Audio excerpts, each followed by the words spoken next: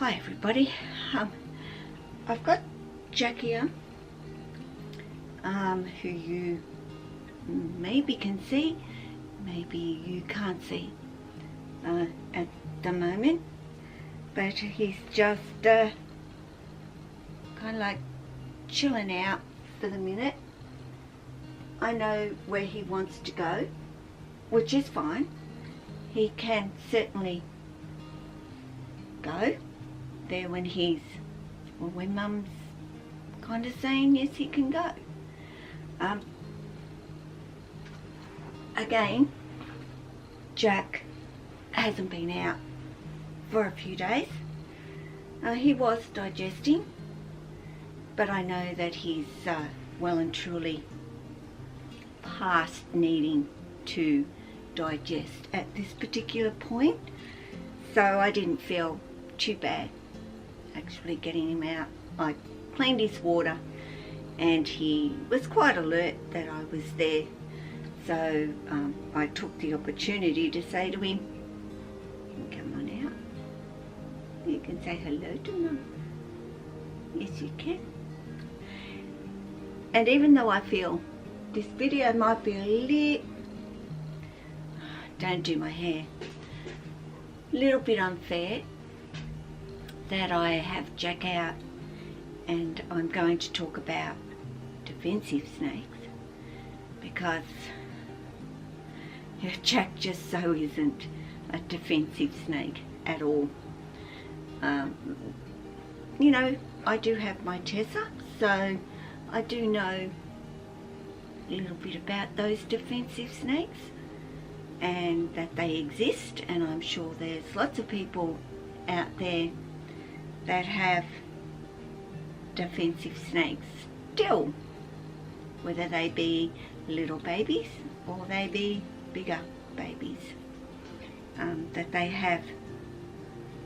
But I must ask the question, if you have a bigger baby, such as the Jack, who is a big baby, aren't you? Well, one of my big babies anyway, is to, why are they still defensive? And that's the truth. Okay, maybe, you know, the wild caught, it's a wild caught, blah blah blah blah.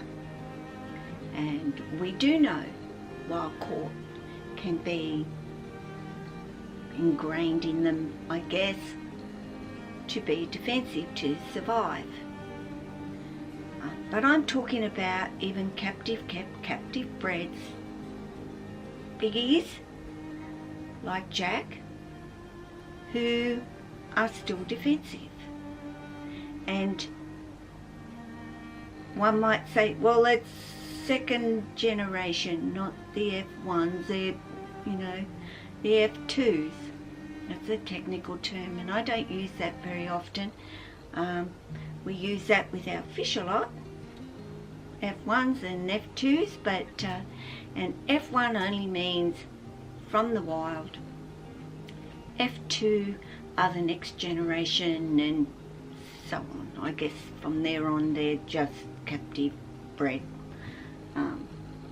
fish, snakes, whatever. But I am going to ask, why?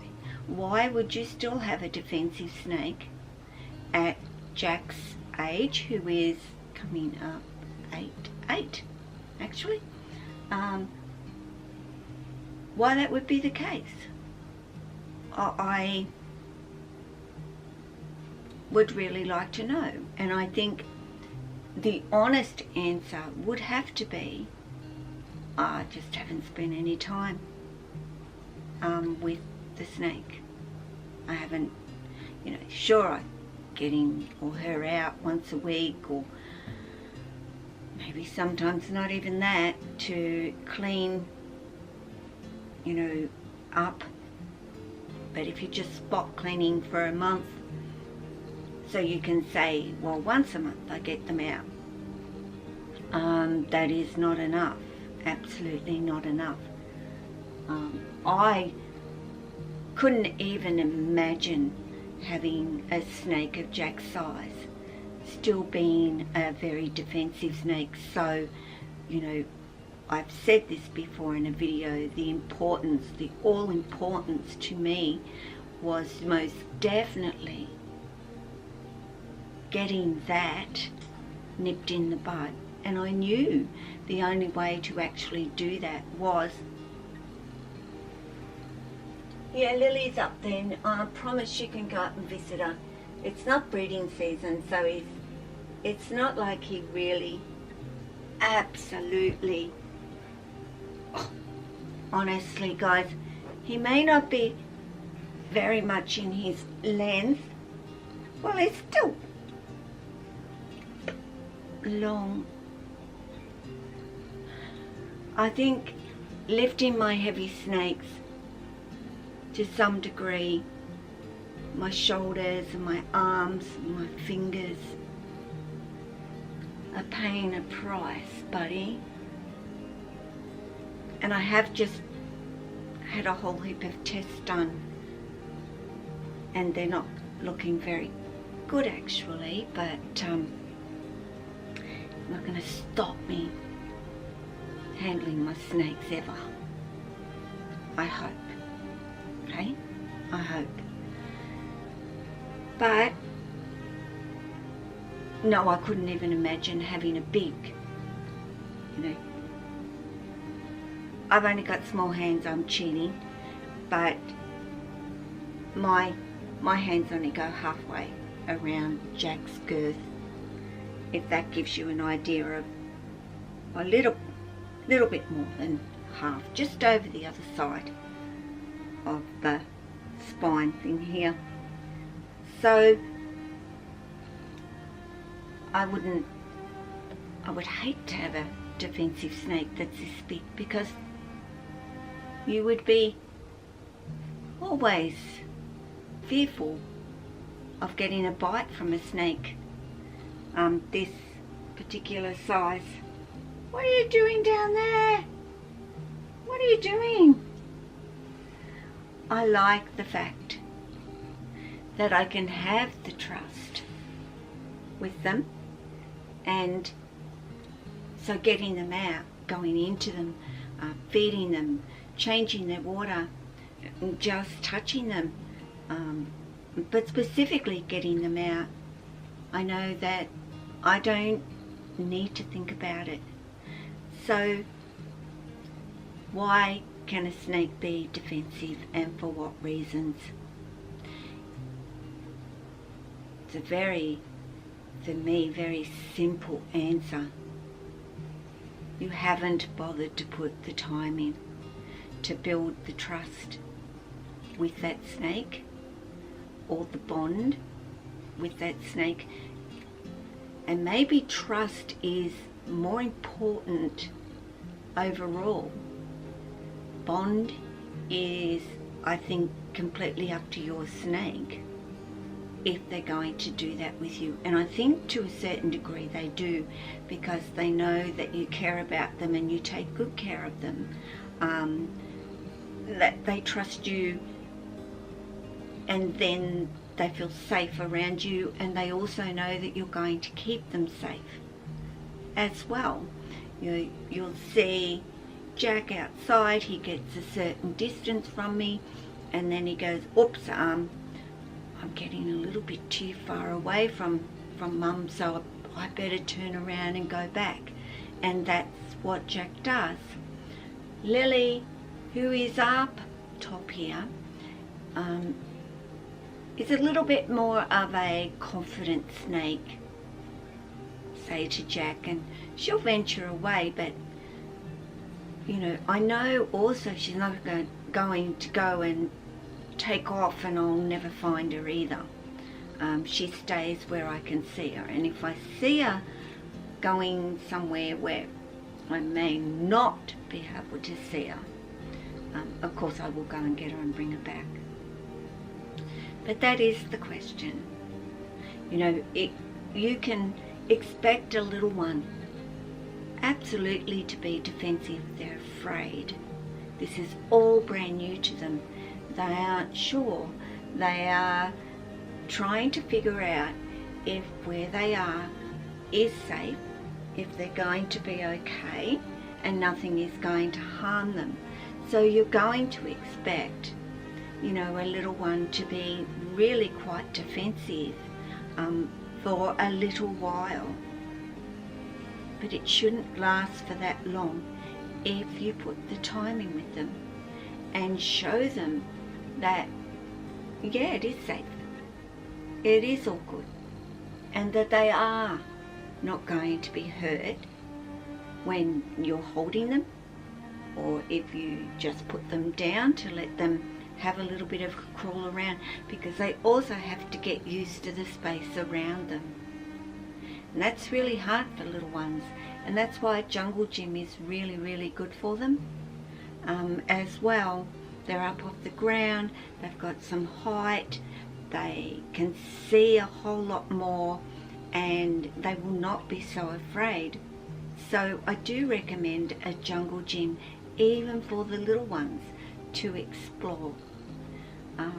Of course, make your snake feel very secure when you get them home by putting them into the appropriate size tub or enclosure. That is where it starts, for them to get used to the sounds and the smells and movement and things going on around them. So that's the beginning of them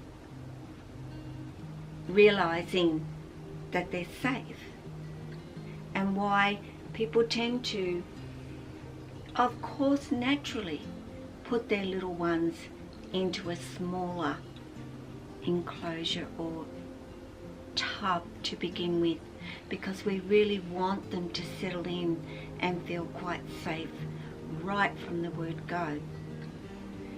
To reduce that, if you put them into something that would be perceived, I'm sorry, but you know, I can't keep holding Jack up because he gets heavy. But if you do bring them home and put them into, say, a bigger enclosure, that's all good too. People say you shouldn't do that, and it's too scary, and they like to feel safe and secure, and they do. Don't get me wrong, they do. But you can do that by putting in an extra couple of hides for them, because if they're only in a little hide this big, I'm sure there's space in there to do that. Putting some leaf things, plants, down on the ground that they can go up under, or they can go on the top of, and even covering their sight out on the world for a little while. They're going to, it might be big, but it's going to appear a lot smaller to them if there's many things in there for them to get behind and get under and so forth. It will seem a lot smaller to them. And make sure they've got plenty of coverage from the warm side over to their cool side as well. If you see that they're doing okay, even though you've only got a couple of hides and so forth in there, then that's great. But if you see them just sticking to one area and they're not eating after a week or so, then change things up. And then if that doesn't make any difference, your Jack is going up top. He's just wandering up here. But if that doesn't make, somebody keeps undoing that on me. I'll just flip around so you can maybe see him.